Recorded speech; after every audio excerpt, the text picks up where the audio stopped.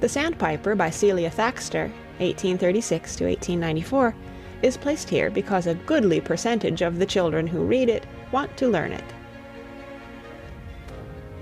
Across the lonely beach we flit, one little Sandpiper and I, and fast I gather bit by bit the scattered driftwood, bleached and dry. The wild waves reach their hands for it, the wild wind raves, the tide runs high, as up and down the beach we flit, one little Sandpiper and I. Above our heads the sullen clouds scud black and swift across the sky, like silent ghosts in misty shrouds stand out the white lighthouses high.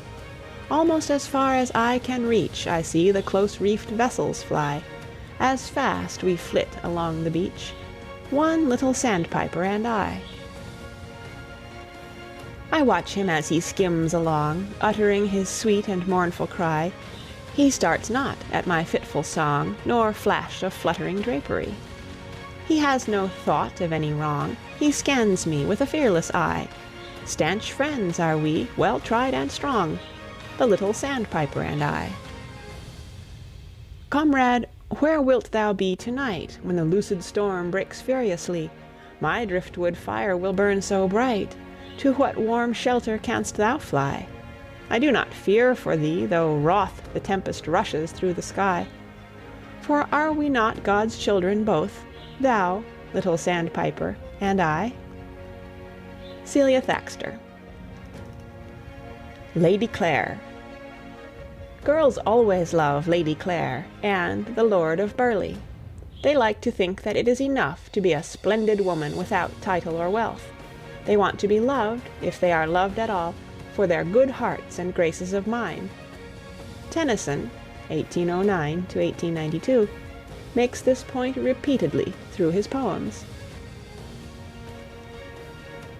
It was the time when lilies blow, and clouds are highest up in air. Lord Ronald brought a lily-white doe to give his cousin, Lady Clare. I trow they did not part in scorn. Lovers long betrothed were they. They too will wed the morrow morn. God's blessing on the day. He does not love me for my birth, nor for my lands so broad and fair. He loves me for my own true worth, and that is well, said Lady Clare. In there came old Alice the nurse, said, Who was this that went from thee? It was my cousin, said Lady Clare. Tomorrow he weds with me. Oh, God be thanked, said Alice the nurse, that all comes round so just and fair. Lord Ronald is heir of all your lands, and you are not the Lady Clare. Are ye out of your mind, my nurse, said Lady Clare, that you speak so wild? As God's above, said Alice the nurse, I speak the truth. You are my child. The old Earl's daughter died at my breast. I speak the truth, as I live by bread. I buried her like my own sweet child, and put my child in her stead. Falsely, falsely have ye done, O mother, she said, if this be true, to keep the best man under the sun so many years from his due. Nay now, my child, said Alice the nurse, but keep the secret for your life, and all you have will be Lord Ronald's when you are man and wife. If I'm a beggar born, she said, I will speak out, for I dare not lie. Pull off the brooch of gold, and fling the diamond necklace by.